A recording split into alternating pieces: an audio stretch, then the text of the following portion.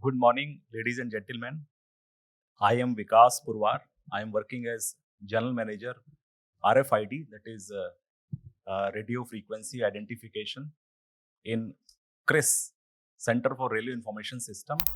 It is a part of Indian Railways. So I am thankful for chairing this session. And we all know that cyber physical systems are going to play an important role in Indian Railways, particularly in transforming rolling stocks. These systems will revolutionize the way rolling assets are manufactured and maintained. With the adoption of IoT and cyber physical systems, it is possible to achieve automation of various processes, various systems that are being handled manually in a manual manner in Indian Railways, whether it is PU or it is depot or it is open line. We have many processes being done manually. But with the adoption of this technology of cyber physical systems and with IoT devices, we can do a lot many things. It is not true that we have not so far implemented any of cyber physical systems or IoT devices in Indian Railways. There are numerous cyber physical systems applications which are already running in the present day rolling stock of Indian Railways. So today's session is basically exploring the impact of IoT or cyber physical systems on rail vehicles. I will start the session with the first question to Senior Professor IRITEM, Professor Raghu. As mentioned by Professor Vyas in the inaugural session also, we have manufactured modern coaches, what we call smart coaches, by MCF Raebareli. And these coaches are coming pre-equipped with inbuilt cyber physical systems that collect different parameters for diagnostic purposes. So I request Mr. Raghu to start this session. He will explain the various features of cyber physical systems installed on smart coaches. Yes. Good afternoon. In the morning session, you already listened to various dignitaries and especially the Professor IIT CONCOR, Sri Vikas Vyas, and he has given just idea how IIT Kanpur and Indian Railway has worked together to come up with a solution which is known as a smart coach. A smart coach, when we have decided the concept of smart coach, means basically we were looking for the safety features of the smart coach, so that whatever things are there, those things can be identified and can be monitored continuously when the train is running and the coach is on the roll. So this an initiative by Modern Coach Factory Library towards predictive maintenance. Basically, we were looking for predictive maintenance because the number of trains now what we are running, they are so many that we don't have time for doing the preventive maintenance. Because instead of preventive maintenance, if we go with predictive maintenance, then the cost will be little higher, but the time the cost will be saved in a way that you will not be idling your rolling stock. So this is the first thing which we have done in a smart coach. Along with the safety features, we are also having, along with the information and advanced passenger amenities. So passengers while traveling in this not only get the information regarding their own request, like ordering of the meal on the roll, and then knowing the destination and the alarm indication when their destination is going to come, what is the speed of the train, and how much time it will take to go to the destination. So this was the basically main feature of it. But passenger information digital destination board also provided, which gives the train number, train name, speed, next station, expected time, late running, access on a smartphone, tablet, etc., and hotspot indicator, meal on demand, and passenger complaints can also be registered on the same. While you are running, you can register the passenger complaint. Your passenger complaint will directly go to the control room and corrective action will be taken.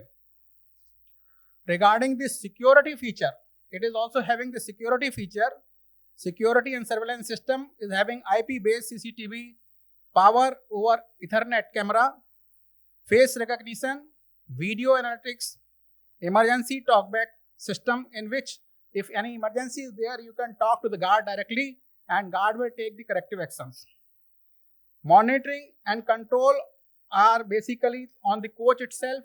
The problem was raised in the morning how you can have the data directly with you, raw data directly with you. For that, we have provided passenger information and coach computing unit on the coach itself.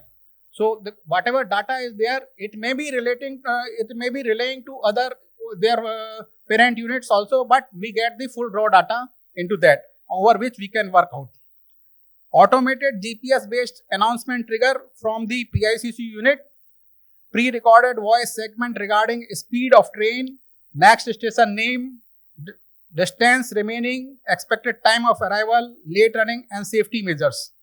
When we are going for the onboard safety of the coach itself, it has got the energy harvesting based wheel node sensor, wheel slip protection relay, and fire detection and alarm system. The energy harvester based sensor monitor the condition of wheel, bearing, and also the track. Whenever any problem is there, whether the bearing is running hot or wheel is having some flat tires and so, that can be directly given in the net, and at what location you are there in the coach and the train, that location is whether having a hard spot or not. So track is also monitored, track geometry is continuously monitored. It gives basically the health index of wheel health index, then bearing health index, then vibration level and dependence between maximum vertical impact on the speed. Track geometry is invariably recorded in the form of a vibration, how much vibration are coming, either lateral vibration or vertical vibration. Depending upon that, you can understand how the track is also running. Since it is GPS based, so you know at what location your track is bad or wrong. Or in the same way, which coach, each coach is having IP address. So each coach giving the information to the control unit, and each coach can be identified in which coach what problem is there. So this is all about the smart coach, in which we have provided not only the safety features but also the passenger information system. And in passenger information system, one more thing is there, like you are having everywhere the entertainment you require, kind of movie you want to see. So there is a lot of library into it, and you can see movie as per your demand, like we are seeing in the aircraft also. So this is the basically first effort we made in the MCF Raebareli. But now this kind of coaches, about 50 coaches plus 100 coaches are in the plan. So depending upon the success of this will be implemented, and all Vande Bharat coaches will be of the same kind. As far as passenger information system is there, that is already in Vande Bharat coaches, but the safety features coaches are yet to be included into it, so that when the train is running, you get the real vibration analysis of each and every aspect. Thank you very much.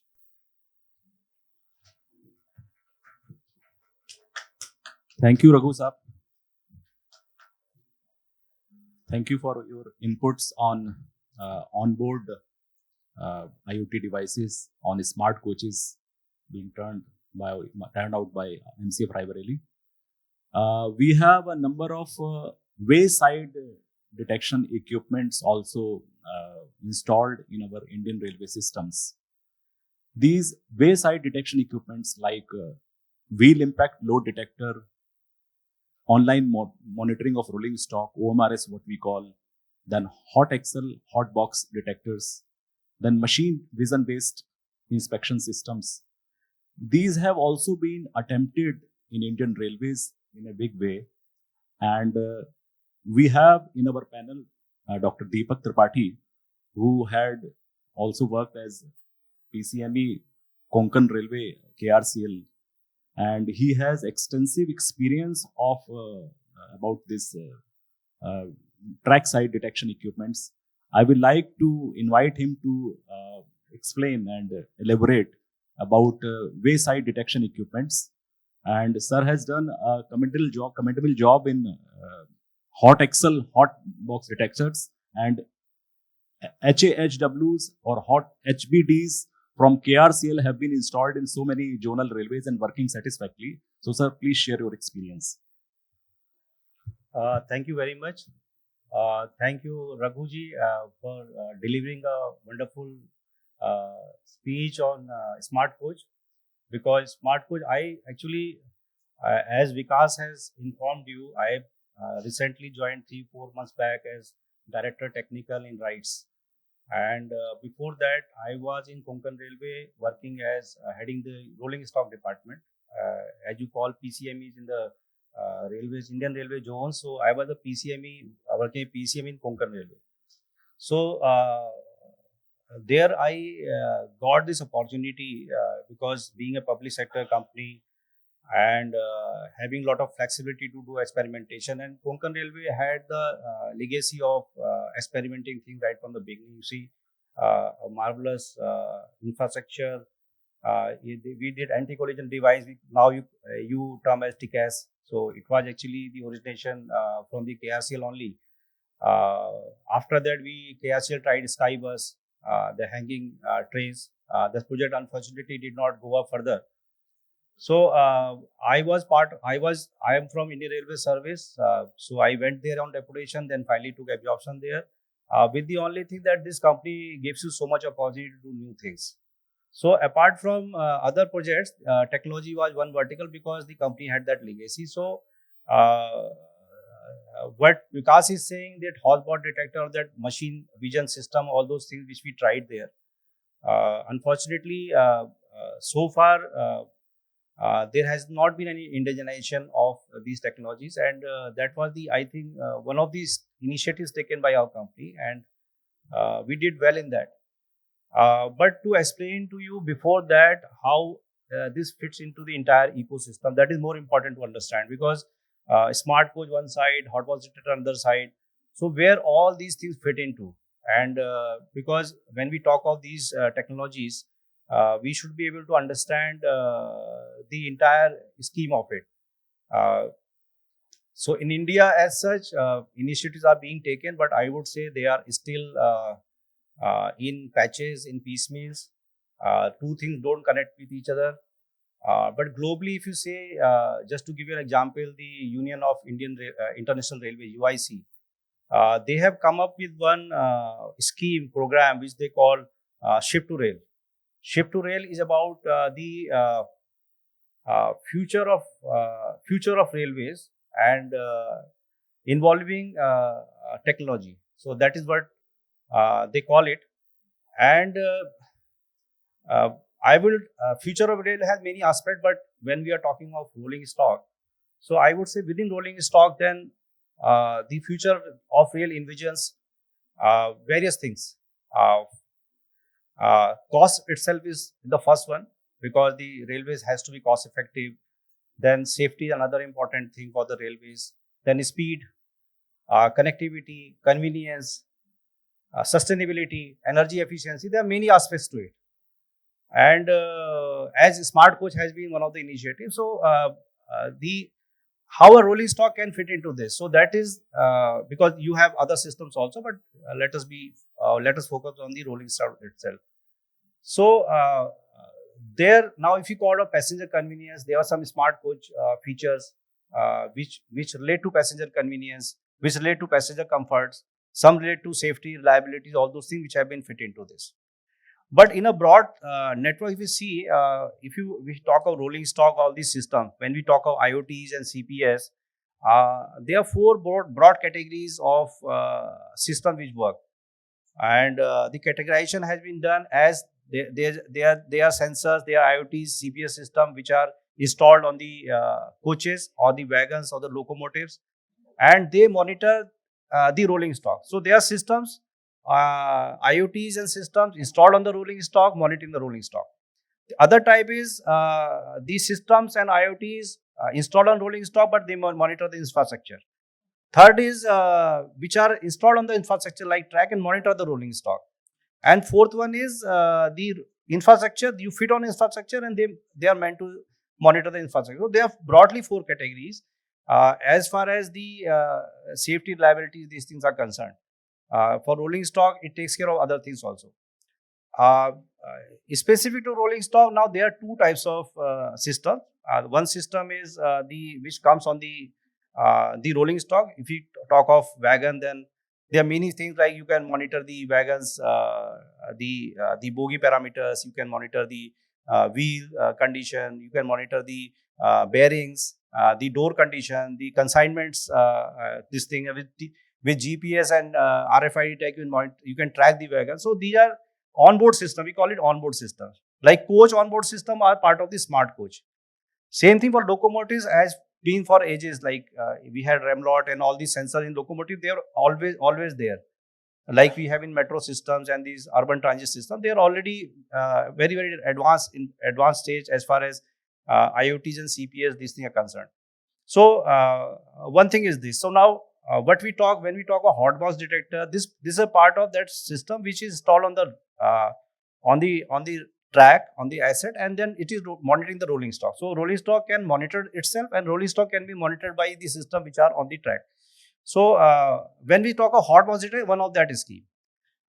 Then we have now hot box detector. We tried one important thing. What we did was in CONCOR, because there are so much to tell you on this. The patchwork, the piecemeal work we are talking about. Somewhere when we make a business case, somewhere unless your technology is not matching, syncing with the process, technology not syncing with the business, then technology doesn't work. It works in piecemeal only. So so we talk of an ecosystem where finally there's a business case. So any operator will implement it on a larger scale if he finds a sense in it. Hot box detector we tried there because we had a business case. It was success. Why it was successful? I'll just tell you.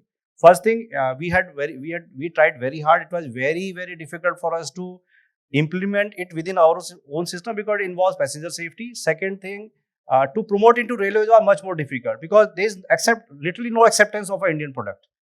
I don't know the situation today, but that is the case. When we talk of these things, it has to come from outside only. But for us, it was a business case. Why it was successful? Because it was connected with the process. We had some issues. Just give you an example. My train we used to get only 5 minutes. We are a company, so we say we won't spend time on manpower. We will not spend money on manpower. We will have a limited manpower. We will not stop our train for 15 minutes. We will do our things in 5 minutes. So what all we need? Then we need the technology to support it. So that was the genesis of the system we developed. And we could promote it to the Indian Railways also. We had around more than 10 systems installed. But those again were the individual needs at the GM levels, GMs, different railways decided that it suits them, so they bought it. But on a pan-India scale, it did not come up. So that is the story of hot box detector. Similar now, many other things have come now. We have wild has been spoken about. Then OMRS is there. So there are systems which are on the yard monitoring wagons. There are system on the coaches also. There are system on the main lines. There are system on the depots. Multiple systems are there. But there is no scheme for us to connect it. See how, when we talk of CPS, what CPS is all about? CPS is about a rolling stock, one wagon speaking to another wagon. One wagon is connecting with the yard. Yard is connecting with the depot. Depot is connecting with workshop. So, and they are connecting to the maintainers, to the user. So, this thing is not happening actually. So, although we can talk at length about all these wayside equipment, about the smart coach and all, but there is I feel that and we should work in the direction. We had done some work in that area also, where we wanted to connect rolling stock with the yard with the depot. So there's a concept of smart depot also. There's a concept of smart workshop also. There's a concept of smart coach, smart yard. So all combined together, there is a business case and case for any operator to then get advantage out of it. Thank you.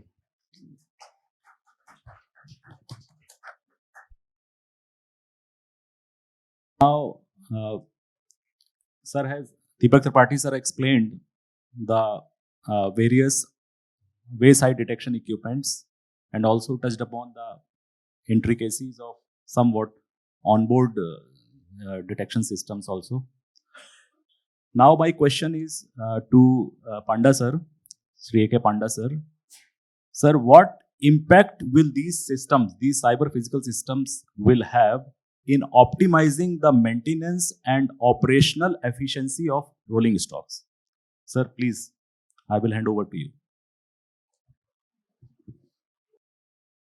Thank you, Mr. Purwar, for giving this opportunity. My distinguished co-panelists on the panel, Sri Mathur sir, and all distinguished guests here who are in the audience.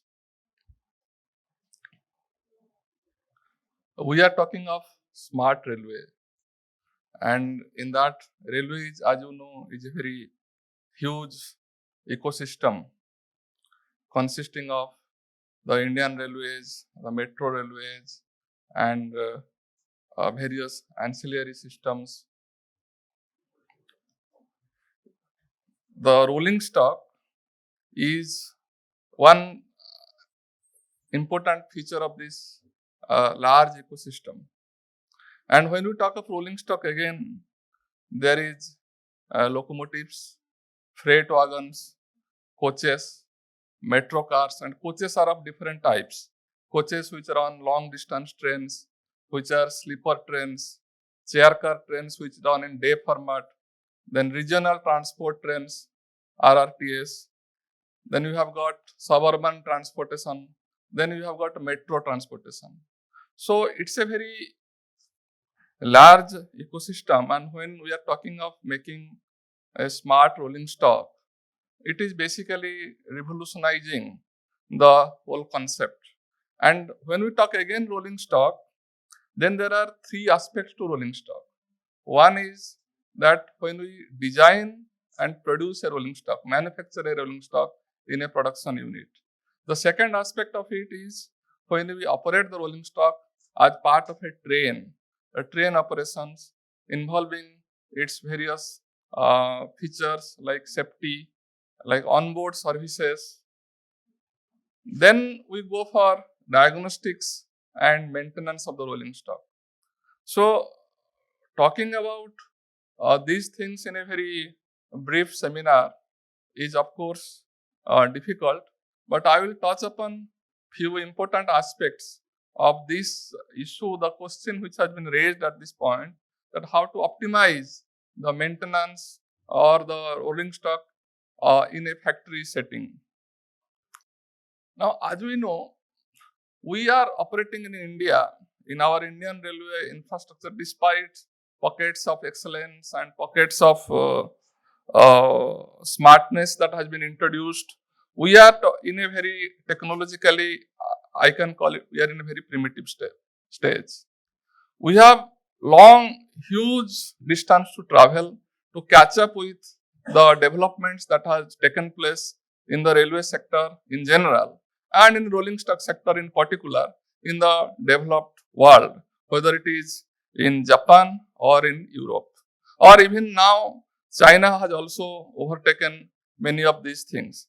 You know, rolling stock, in 1964, the high-speed train started, the Shinkansen bullet train started, and we are now 60 years behind, and we are still evolving a vision to have a bullet train in our country. So it's also in the case of smart trains or smart rolling stock or smart services in the rolling stock. So first of all, I will give you a brief history of these things, and then I will tell you that what we have really done, all of us together, what we have done, and then the road ahead of us. The history is that while doing this maintenance, the only technology that we had for last 20-30 years and which we have all encompassed is the machine tools which are having CNC features. That was the beginning of technology in maintenance of rolling stock or maintenance of our railway systems. All our workshops started importing CNC systems. Then gradually as our production units introduced little bit of automation here and there. Like for coach painting, we had those oscillating painting systems that was introduced by RCF, Kapurthala, and then by MCF. Then we went for that our welding systems. We tried to do a little bit of automation in the welding. We had auto welding systems, and then MCF Modern Coach Factory. They really went a step ahead, introduced robotics in welding in a very good manner. But of course, it took long time for them to commission that because of various teething issues. Now, what we have done, what has transformed the manufacturing in rolling stock in India is the steps taken by the metro railways. They have gone ahead of us. Like when the first real introduction of robotics in a large scale in welding, it happened in BML and Rotem, in collaboration of Rotem, when they started manufacturing stainless steel coaches in India. It was a very good line of robotics doing lots of welding work, and that really led to lots of automation, and it was an eye opener for many of us. Then of late, then we also had in the factories what we call warehouses, that the stores, depots we call, but they are nothing but warehouses. And there also we attempted automation by going for automated storage and retrieval systems. So these are bits and pieces of automation that has been tried. Another automation, another very important feature in the rolling stock, which has been attempted for last 30 years. We are working for 30 years, but we have even CRIS was also involved at some point of time, but it has not succeeded, is the end-on-train telemetry, EOTT. That project is to have a communication between the locomotive at the front and the last vehicle of the train, and so that the train operation becomes really little smarter than what is there today. So the EOTT was a very important thing, and it is in practice in all the railway systems of the world, major railway systems of the world, for more than 2 decades. But we are yet to see the light of the day, and I do not know the reason. Then came the efforts of that for last 4 or 5 years. We are talking of Industry 4.0, because world is moving. See the developments that have taken place in particularly automotive, aerospace, and train-related industries around the world. We are all seeing the technological developments, whether it is in the factories, whether it is in the maintenance centers, whether it is in train operations, even in automotive industry, in the automobiles. As you can see, every 2 or 3 years, every car manufacturer launches a new train, a new car, new product with lots of smart features. For example, let us take the Raghu sir was saying that about the smart coach. Now let us take about the HVAC, the heating and AC systems inside the vehicle. Now you travel in the AC 2-tier or AC 3-tier coach. Sometimes you feel very cold. Sometimes you need a blanket. But there is no smart control of that. And that is something which has been easily adopted by many advanced railways in their coaches. Illumination. Like you are traveling in the daytime, your light will get automatically dimmed. That has been now introduced in all buildings, but we are yet to introduce it in the coaches. So when you talk of the smart coach, the coach has to be fully smart. It cannot be smart in one area and be primitive in the other area.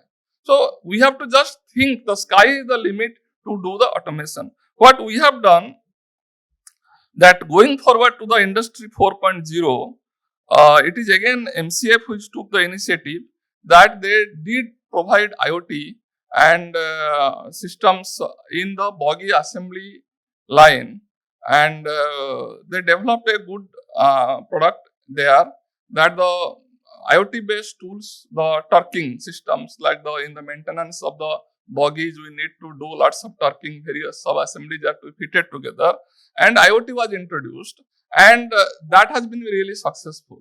Then COFMO and RVNL, where I was working and leading the projects, there we picked up from the MCF experiment. And COFMO, I think, has done that bogie assembly, the LHP coach bogie assembly and disassembly. That IoT-based system has been implemented by COFMO in 3 workshops. And in RVNL, I got it implemented in 2 workshops. That is Sonipat and Jhansi, the new workshops we are setting up. Then, as far as the robotics is concerned, what MCF has done, beyond that, we have tried in RVNL again. I have introduced robotics in painting, full robot doing painting of the coach. Now, robots do painting of all cars. They do the painting of in the aerospace systems. They are doing painting in bus systems. Why they should not do in coach? So, we have introduced robots as a pilot project in 1 workshop, that is in Jhansi. So, that is a way step forward. First time in Indian Railways. I was talking about automated storage and retrieval systems, that very smart based as ASRS systems I have introduced in 4 workshops. That is DLW, which is now Banaras Locomotive Works, then Wagon POH workshop Badlapudi, then these workshops, new workshops at Jhansi and Sonipat that we have set up. Then another very important thing which was again started by Metro Railway, that is automatic coach washing. Lots of smart features have been provided in coach washing, the full train washing systems. And again, the systems were imported. Even CONCOR Railway has also done some work in coach washing system. But the smart features need to be further integrated into it. Now, really a very smart system we have introduced in 2 metro depots that I have set up at Joka and Kabi Subas in Calcutta Metro. So, smart, automated coach washing systems. An exciting project that I am doing right now, a very exciting project and related to rolling stock, is the terminal management system at Tughlakabad, the CONCOR. Now I am in CONCOR. So, the CONCOR terminal, the dry port that we have at Tughlakabad, we are now going fully smart. Smart in the sense that we are introducing for the first time in Indian railway ecosystem an AI ML based terminal management system, that is artificial intelligence based. So, when the train is entering into the terminal or a truck carrying a container is coming to the terminal, the entire thing, right from capturing its number and handling it, putting the container somewhere, stuffing or destuffing it, warehousing the products, and the entire thing that is going to be captured through an AI system, and that gets integrated into our business system. That means we have set up about 750 smart cameras all along inside the terminal. We have about 100 IoT based sensors communicating, because the machines have to handle those containers either for loading or unloading into a truck or onto a wagon Even the wagon numbers, which wagon is carrying which container, both the matching the numbers, all are picked automatically by the smart cameras. It's an AI based system. It's now we are going what we call we are testing it, and it will go live perhaps most likely in this month. They are saying maybe in next few weeks. So all of you are invited after 3 months to see for the first time a smart pocket in this big universe. The Indian railway system is a big universe where lots of work is to be done.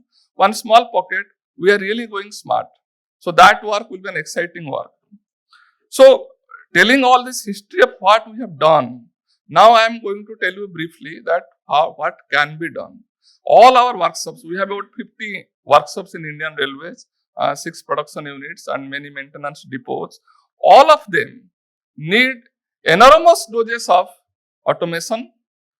All of them need enormous doses of these smart systems, the IoT based systems, AI based systems, and they need to be transformed. There is no doubt about it that they need to be transformed phase by phase. It's not that only one thing you do, whether welding or painting or bogie assembly, one thing you do smart, the other thing remains fully primitive. This doesn't gel well. The whole system doesn't become smart. You see, so if that looks like that I am putting on a kurta and putting a tie on that. So it doesn't gel well. So the whole system we have to think of in an integrated manner. And in this direction, this particular organization, CRIS, has to play an enormous role in this, and it has got enormous scope in thinking this way and doing all this. So we are now going for this Vande Bharat. Now Vande Bharat coaches will be maintained. Where will they be maintained? And will the maintenance system in Vande Bharat, for the Vande Bharat coaches, that we are going to have the maintenance system in a large way in next few years, will they again become as primitive as our old coaches? We are going for very smart locomotives.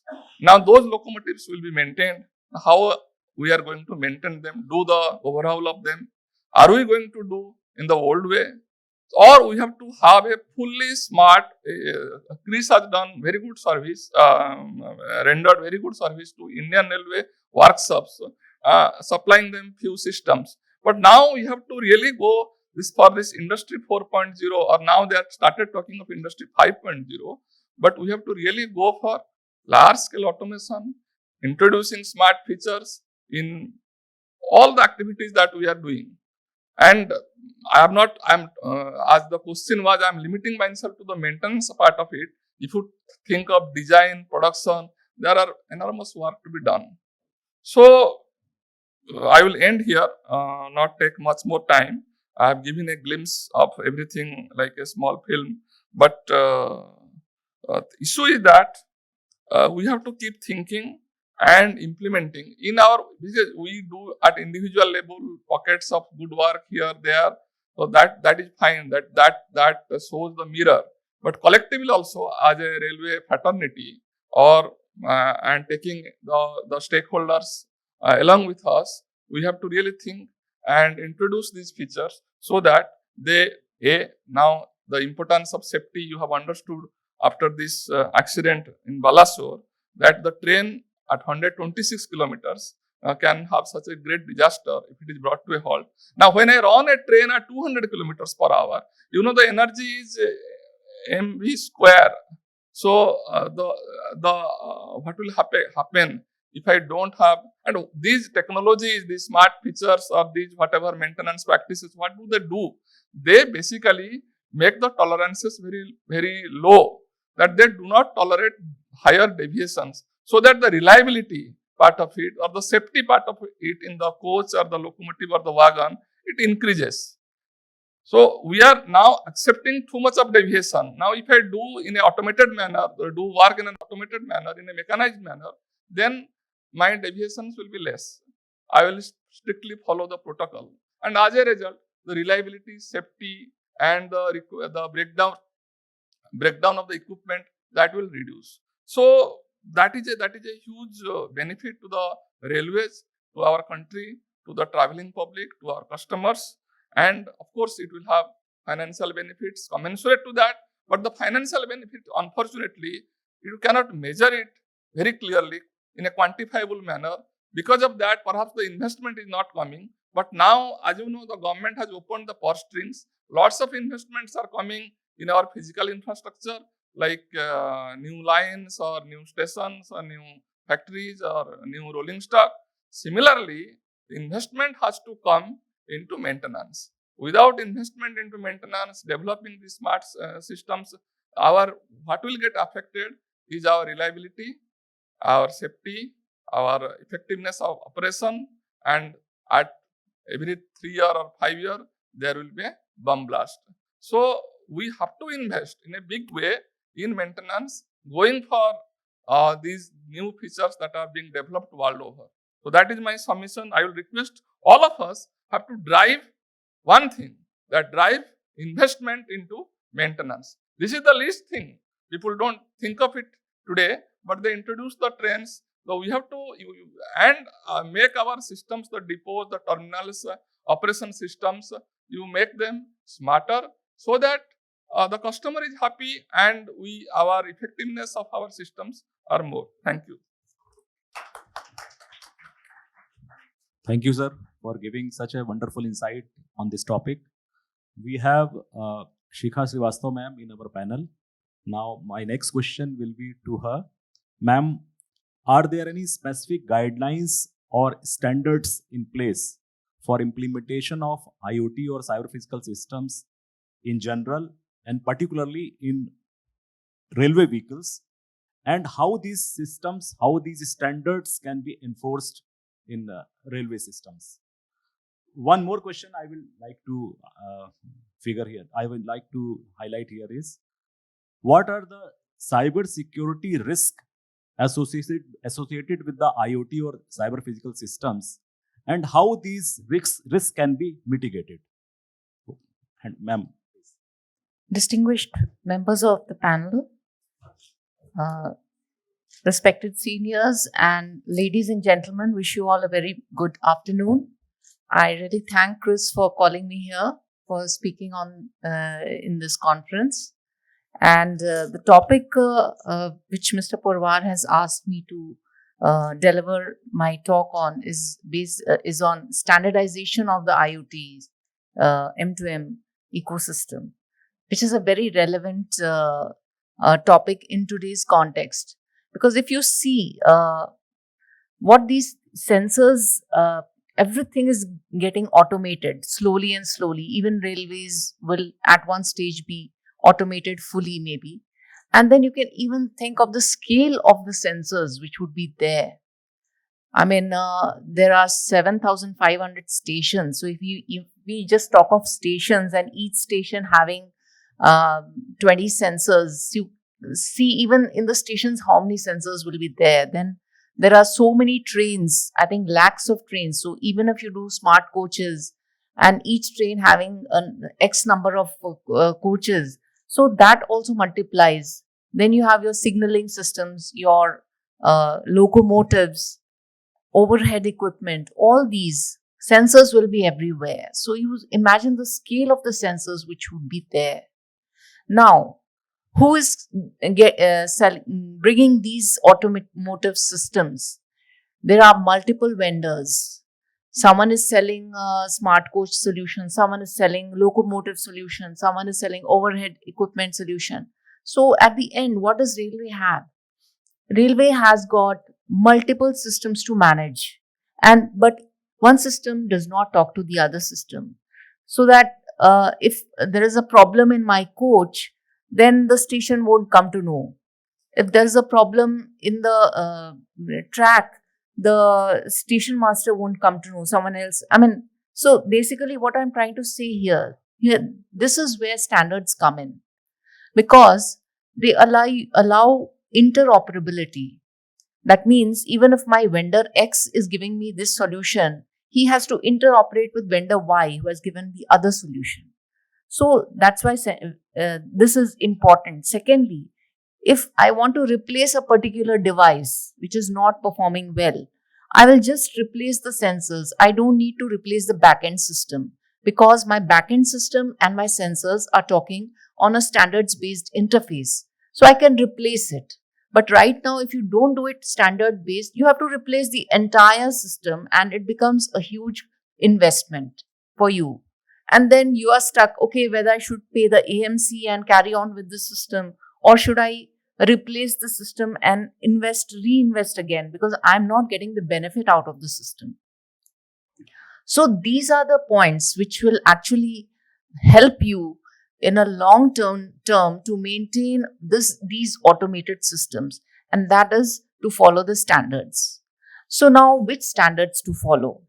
So the standards in IoT M2M are being made by one leading standards organization, which is called One M2M, and the members of this are drawn from the international community. It includes the standardization bodies in India, like TSDSI, TSDSI mainly, and then Japan, Korea, US, Europe, ITSE, all their standardization bodies. They have together combined to form these One M2M organization, which is responsible for dispensing the standards for M2M, because M2M will revolutionize the entire world very soon. hundreds of billions of devices will be there in the world. They will be talking to each other. So that is the Internet of Things.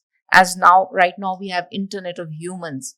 So the Internet of Things is the next big thing. And if we implement it based on standards, as I said, it will be very, very useful. Because we can plug and play. We can remove a device. We can add a device. We can remove a backend system. We can add a backend system. Even my cameras, they have to follow standards like ONVIF and 1M2M. So this 1M2M has come out with various releases, and India has adopted a release in 2020. India had adopted TEC, the Telecom Engineering Center. They had adopted this release 2 of 1M2M and made it as a national standard. And now the release 3 of 1M2M is recently has been made the national standard. And the other standardization body in India, the Bureau of Indian Standards, BIS, has also recommended 1M2M as the IoT reference architecture model, and it is working further to bring out standards in this area. And recently, ITUT has also adopted these 1M2M standards. So, what do these standards do? What do they say? Where should the standard come in? How should you implement it? So, if you want more information on standardization in the area of M2M, you can register on coi.c.in. Here, we are actually hand-holding all the companies who are working in the area of M2M to implement standard-based solutions, because we want to promote this standard-based implementation in our country so that in future we are able to smoothly run our operations without getting stuck with some solutions which do not work and we are not able to replace them. So these are open, accessible, they allow for security, they allow for scalability, and most important, allow for interoperability. So what these standards are saying is that every set of sensors or every sensor or a set of sensors may be talking to a gateway, and that gateway should talk to and many such gateways or many such application entities can talk to one central platform which CDOT has made, and it is called the CCSP. CDOT central the CDOT M2M platform, which is called CCSP. So all these devices, so there are hundreds of sensors, but they are all registered onto this CCSP platform, and there's a health monitoring, there's a security handshake between them. So we know that these are the genuine sensors because they are using our keys, and all their information is coming to the CDOT platform. In case you want to, now there's a very interesting functional feature here that you can subscribe to any notifications if you want that. Okay, say if we take the example of smart coaches, so the platform can subscribe to the level of the water in the smart coach. So if the water level goes down, he gets an alarm. Okay, so he has subscribed for that alarm. So when he gets that alarm, that if it is a person, he can refill it, or if it is a machine, it will automatically, it knows that when the bogey comes here, it has to be refilled. So this kind of a subscribe, notify kind of functionality is there. So using which you can get automatic triggers of anything you want, any kind of alarm you want from some other application. You are managing application X, but if you need a trigger from some other application, that can be provided through this platform. Also, it will help you to scale your solution. And also, not only that, the backend, the ICCC, which is at the backend, which is showing the dashboard, even that standard has to be that interface is to be standardized, so that all these applications come to a single dashboard and they can be seen, visualized there. Not only that, this entire data is coming at one place, so you can run a lot of analytics. Why do we need analytics? Because we can improve our systems. we can improve the performance of the system. So this entire ecosystem has to be standardized, like how the sensor is talking to the or the gateway is talking to the platform, how the platform is talking to the ICCC, etc. So these standards are being implemented, and not only the as many of my panelists have said, that automation is taking place and all these sensors are coming up and all that. Now, when I talk about cyber security, so cyber security is another implementation. It's a parallel implementation. If you have implemented your IoT system, you also need to design your cyber security system along with it. How you will secure it? Because if you don't secure it, your sensors are out there in the open. Anyone can go and tamper them. There can be an insider threat. So, and or people can also tamper your gateways which are there. So basically, this entire system, the entire security also has to be designed, and otherwise your systems can be paralyzed. Because we know of certain situations in which entire street lights have been turned off by someone, by hackers and all that. So cyber security is a very, very important aspect, and that also has to be. Now, in this respect, TEC has come out with a code of practice for securing Internet of Things. It's available on their website, tec.gov.in, and they have given some very broad outlines that no universal default password should be there. Your softwares should all be updated, and there should be a means to report vulnerabilities. There should be a security audit of every implementation in the field. So these kind of things are there. Not only that, DOT is registering all the people, all the players, vendors, etc. in the M2M area. So they know that these are the registered M2M service providers. This vendor has deployed this solution. So if that there is some cybersecurity issue in that solution, I know whom to call or whom to take to task. So that's why this registration of the M2M players has been done mandatorily by DOT as a regulation feature. And not only, and further, DOT, CDOT and TEC, we are also working out on the security aspects, how to ensure the trust of all the entire ecosystem of this M2M. And with respect to the regulatory and policy initiatives taken by DOT, they have come out with the National Telecom M2M Roadmap in 2015, and in 2018, a 13-digit numbering scheme for SIM-based M2M devices, KYC for M2M SIM, and instructions for eSIM. That was taken out in 2018.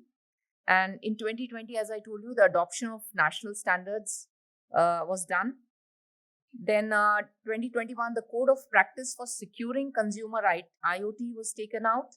And in 2022, the guidelines for registration of M2M service providers and WPAN, WLAN connectivity providers was taken out. And in 2023, the advisory guidelines to M2M IoT stakeholders for securing the consumer IoT has been taken out. So basically, the registration address of M2M service providers helps in addressing concerns like connectivity with the TSPs. The KYC of all the devices has to be done. That means this device belongs to whom? That KYC has to be done. Traceability of the device has to be done. And implementation of security. So I think that's all I would like to. I hope I have introduced you to the domain of standards in the area of IoT M2M. If you have any further doubts, you can reach out to CDOT. We are handholding all organizations. We are helping them to implement this standards-based IoT M2M solutions. And you can go to coi.cdot.in if you want to register for that. Thank you, everyone. Thank you. Thank you, ma'am. We are already running short of time, so now we will not take any further questions from our panelists. We now start open house session. If there are any questions from audience, from industry partners, from railway officers, you are free to ask questions from the panelists here.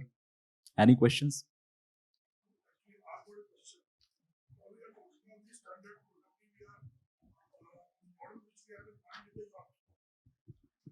Ma'am. Okay, my question is basically to the standards. Probably what we are talking is trying to bring the European standards in India. What I feel is we are India and we know our public. The way our public behaves, better standards, more speeds. I mean, there is no end. What my basic question is, not to make our own standards, have we collected some Indian data? The standard has to be based on some data where we are in our environment where we are supposed to work. For example, I'll give an example. Take a level crossing, manned crossing or unmanned crossing. Here nobody stops. Till that time they see the train, they will keep on crossing. You see Europe, from 100 meter away, he will stop the vehicle. So there is a very, very lot of sensors. So many sensors. Our trains are open. People are throwing stones at the trains. Somebody removes the sensor, the whole system goes for a 6. So what I'm trying to say is, standard is fine. There is a standard of European standard we have in mind, very good. But before we evolve standard, some data pertaining to our own environment needs to be studied. What I'm thinking is probably I got your point. It's a very valid point. Yeah, probably. But see, we are part of a global standardization organization. Now you are able to see, if I can give you an example, you are able to call anyone in any other country. Why? Because it's a standard-based telephone system where your message is delivered to the other guy and they can pick up the call. So that kind of a system is very much required because our vendors also would like to sell their products outside India, right? And we are, as Indians, we are definitely doing that, what you have said, that we are taking inputs from Indian context. BIS is an Indian standardization organization. It has got members from across the industry in India itself. So that is definitely being done. But standards and global standards are important because, as I told you, you have a practical experience of what I mean. I just gave an example, right? See, global standard is all fine. We all understand that. What I'm saying is, railway is a very big asset. Not to implement that, probably the way we implement it on ground, there I think like our level crossing has to be different design than the world. It cannot be the same kind of a thing because we have to stop our people. Standards actually help you to talk, help sensors to talk to gateways. But how the design of that thing, that is maybe a railway, it could be a railway specific thing, how they want to design that. So standards actually help two machines to talk to each other. That's where I was. Yeah. Okay, thank you very much. Yeah. Thank you.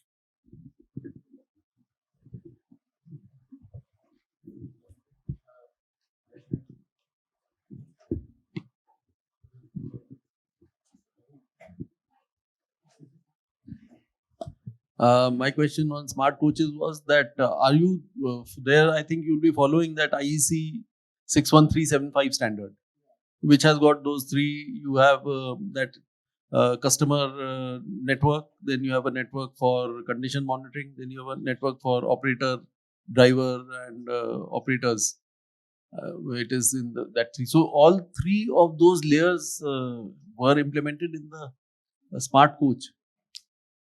That is, if you see that standard, from what I remember, there is one layer that is a set of protocols which enable the passengers in the train to get information. Then there's another layer which allows the condition monitoring of that coach, that train itself actually. And the third is the layer that allows the operator to get information, like driver getting information you were talking about. Yeah. So, were all three of those layers implemented is one. Second thing is that there is this discovery protocol also that is there, part of this IEC, in which when you are marshalling your train, then it will allow the devices to discover each other.